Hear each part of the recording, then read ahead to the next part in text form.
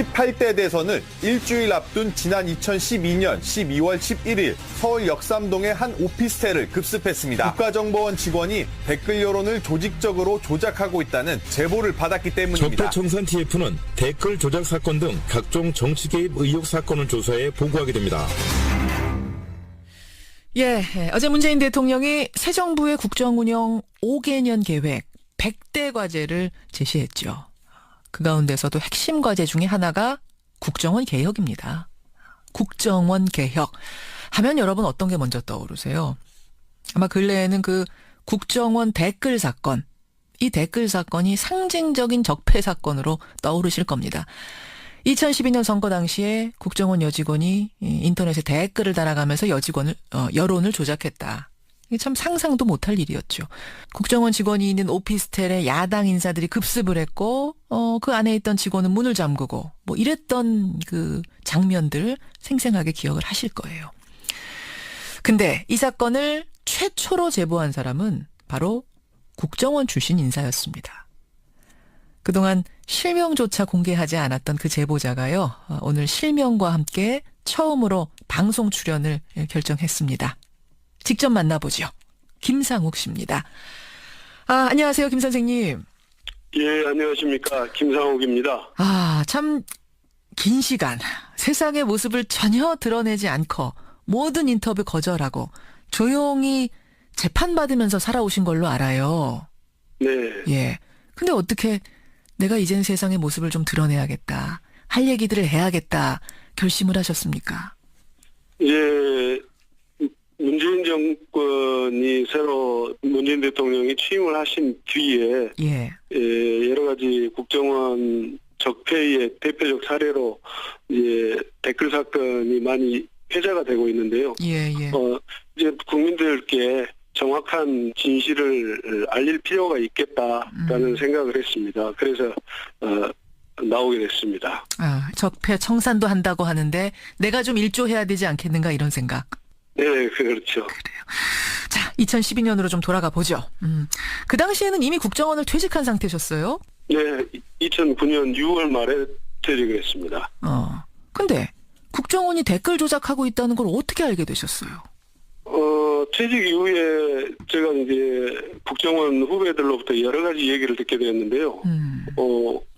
원세훈 원장이 부임한 2009년 2월 이후에 여러 가지 경악할 만한 일들이 벌어졌고, 그 중에서도 특히 국정원 직원들이 외부 카페 등을 다니면서 야당 정치인을 비방하거나 이명박 정부의 치적을 홍보하는 댓글을 달아 여론을 조작하고 있다는 얘기를 듣게 된 것입니다. 근데 그걸 나도 국정원 출신이니 그냥 이제 듣고선 속에 담아둘 수도 있었을 텐데 어떻게 이걸 야당에 제보를 해야겠다 생각을 하셨습니까? 2012년도는 19대 대선 상황이었습니다. 그래서 이건 도저히 있을 수 없는 얘기다.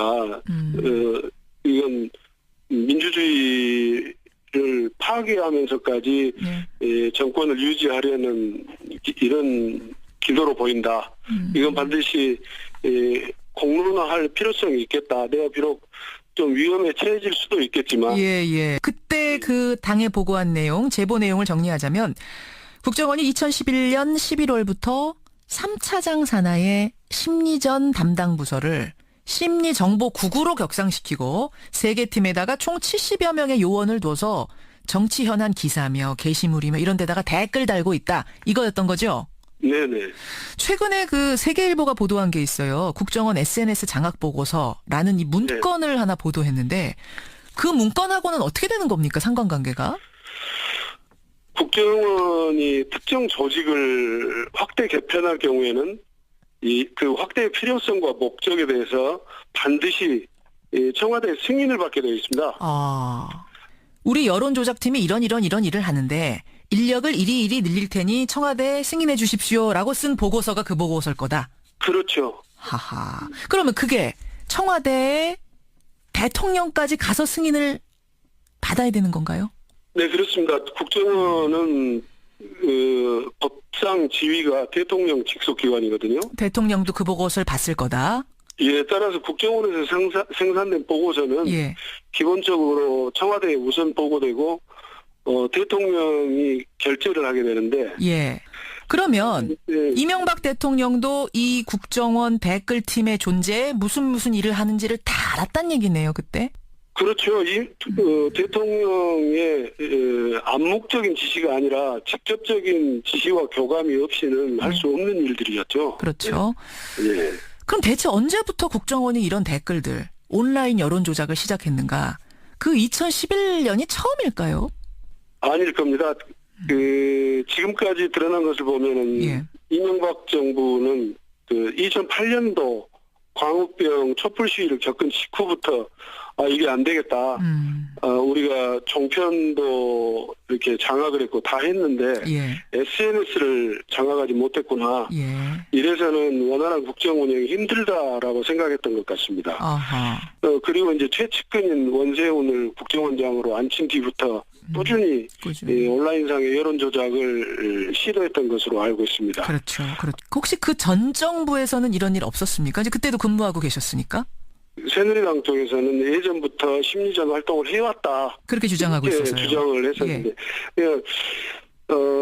대한민국에 군대를 갔다 온 사람이라면 대북 심리전은 전부 하고 있다는 것을 알고 있을 겁니다. 그래서 북한의 대상으로 한? 그렇죠. 예. 대북 심리전인데 이번 국정원 댓글 사건은 대북 심리전을 가장한 대남 심리전이었다. 그 전 정부에서 있었던 내용들과는 질이 완전히 다르다. 내용 자체도 다르다. 그렇게 봐야 됩니다. 알겠습니다. 네.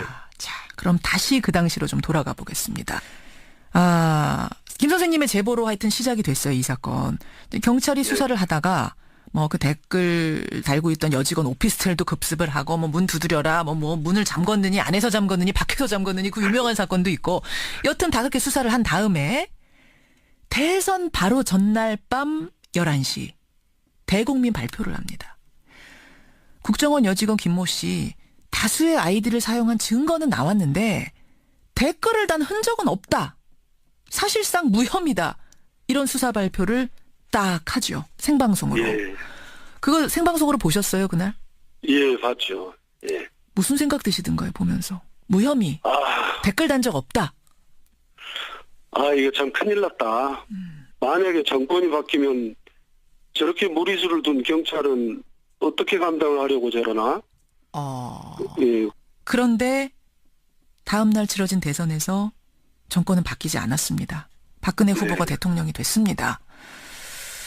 박근혜 정권 5년, 그러니까 제보 이후에 5년 선생님으로서는 삶이 좀 달라졌나요? 왜 웃으세요? 엄청나게 많은 고통이 있는 날들이었죠. 엄청나게 달라졌습니까? 제 생활 완전히 파괴됐죠. 완전히. 직후에 있었던 대선 직후에 있었던 이제 국정원의 고발 사건 고발을 했어요. 그래서 그러니까 국정원의 정보를 전직 직원이 유출했다 이런 건가요? 그렇죠. 예. 그래서 계속된 이제 수사와 재판 당시 새누리당 의원들에게 혼이 나고. 아니 근데 저는 지금 이해가 안 가는 게 선생님 예. 무혐의라면서요. 아이디는 여러 개였지만 댓글 단 적 없다면서요. 근데 뭘 또 유출했다는 겁니까? 그게 잘못된 거였다면 유출한 것도 아니잖아요. 사실이 아니면. 그러니까 이 사건을 겪으면서 굉장히 앞뒤가 너무 맞지도 않고 대응 방식이 일관되지도 않고 딱 일관성이 있었던 것은 예.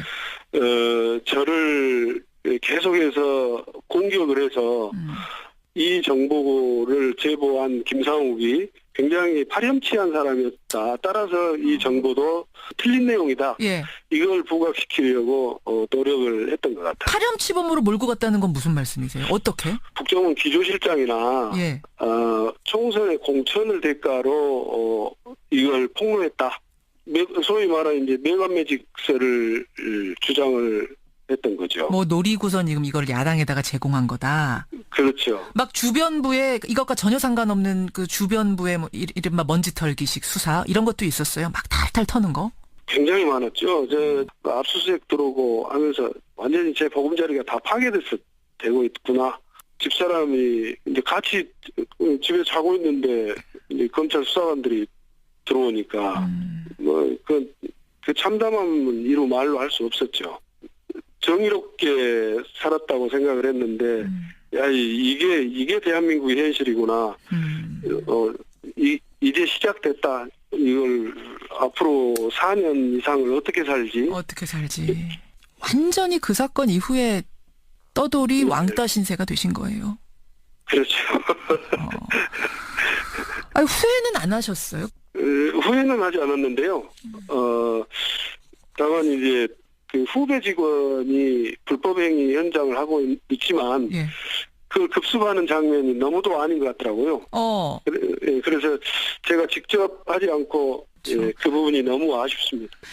예. 국정원 댓글 사건을 세상에 처음 알린 제보자 김상욱 씨, 지금 방송 첫 출연 여러분 만나고 계십니다. 이제 문재인 정부 들어서서 국정원 개혁을 시도한답니다. 정부 개혁 과제 100대 과제 중에 하나로 이것을 뽑았습니다. 예. 제가 걱정하는 건 이제 국정원 개혁을 한다고 할 때 내부에서의 저항이 있지 않을까, 이런 걱정이 돼서요. 후배들에게 선배로서 혹 좀 당부하고 싶은 이야기 있다면 한 말씀 해주시죠. 후배들에게 국정원은 정권 안보가 아니라 예. 국가 안보를 위하는 기관이다. 상사를 보지 말고 국민을 보고 가야 한다. 상사를 보지 말고 국민을 보고 가라. 예, 그래서 지금 비록 힘들 수 있지만 예. 오늘의 수술이 내일의 건강을 위한 것이라는 생각으로 예. 특권의식을 내려놓고 예. 수술대에 올라라. 수술대에 올라라. 이런 말을 하고 싶습니다. 수술대를 두려워하지 말아라, 후배들이요. 그렇죠. 예. 여기까지 오늘 말씀을 들을 텐데요. 이제 세상에 실명까지 공개하고 나오셨어요. 목소리 내셨어요. 네. 더 이상 그 트라우마 가지고 괴로워하지 마시고 네. 국정원의 후배들을 위해서 또 더 나은 개혁을 위해서 이 힘을 좀 보태주시기를 부탁드리겠습니다. 네, 그러겠습니다. 예, 오늘 귀한 말씀 고맙습니다. 네, 감사합니다. 예, 국정원 댓글 사건을 세상에 최초로 알린 분입니다. 제보자 전 국정원 직원 김상욱 씨였습니다. 을 비방하거나 이명박 정부의 치적을 홍보하는 댓글을 달아 여론을 조작하고 있다는 얘기를 듣게 된 것입니다. 근데 그걸 나도 국정원 출신이니 그냥 이제 듣고선 속에 담아둘 수도 있었을 텐데 어떻게 이걸 야당에 제보를 해야겠다 생각을 하셨습니까? 2012년도는 19대 대선 상황이었습니다. 그래서 예.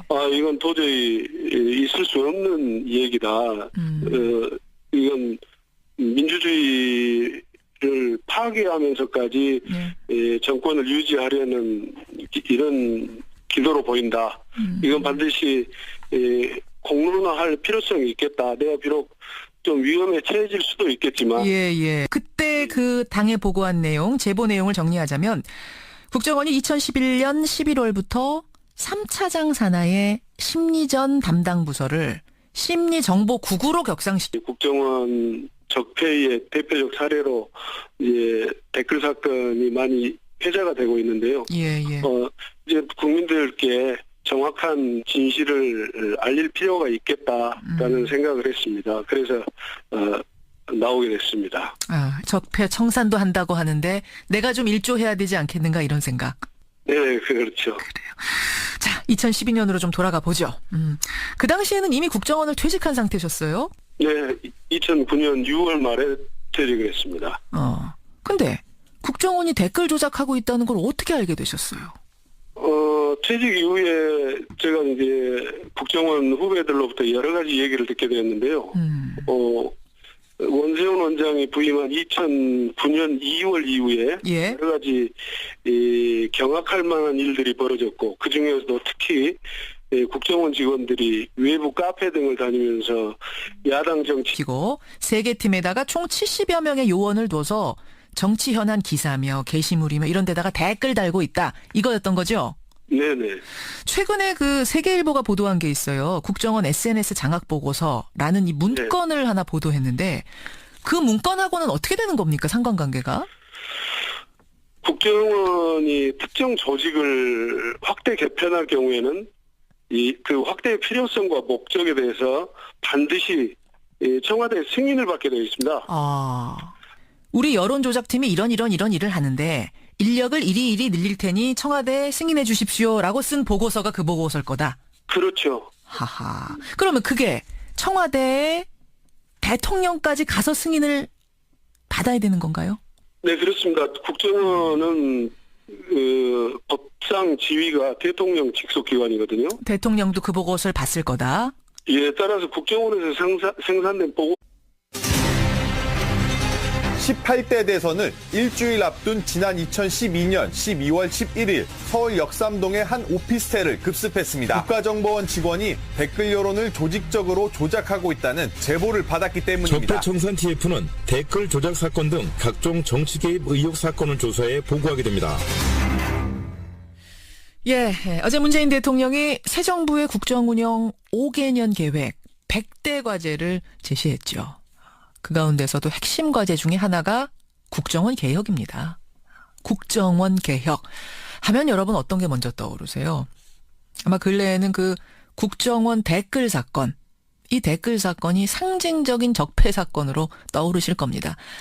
2012년 선거 당시에 국정원 여직원이 인터넷에 댓글을 달아가면서 여론을 조작했다. 이게 참 상상도 못할 일이었죠. 국정원 직원이 있는 오피스텔에 야당 인사들이 급습을 했고 그 안에 있던 직원은 문을 잠그고 뭐 이랬던 그 장면들 생생하게 기억을 하실 거예요. 근데 이 사건을 최초로 제보한 사람은 바로 국정원 출신 인사였습니다. 그동안 실명조차 공개하지 않았던 그 제보자가요. 오늘 실명과 함께 처음으로 방송 출연을 결정했습니다. 직접 만나보죠. 김상욱 씨입니다. 안녕하세요, 김 선생님. 예, 안녕하십니까. 김상욱입니다. 참 긴 시간 세상의 모습을 전혀 드러내지 않고 모든 인터뷰 거절하고 조용히 재판받으면서 살아오신 걸로 알아요. 네. 예. 근데 어떻게 내가 이젠 세상의 모습을 좀 드러내야겠다, 할 얘기들을 해야겠다 결심을 하셨습니까? 예, 문재인 정권이 새로 문재인 대통령이 취임을 하신 뒤에 예. 여러 가지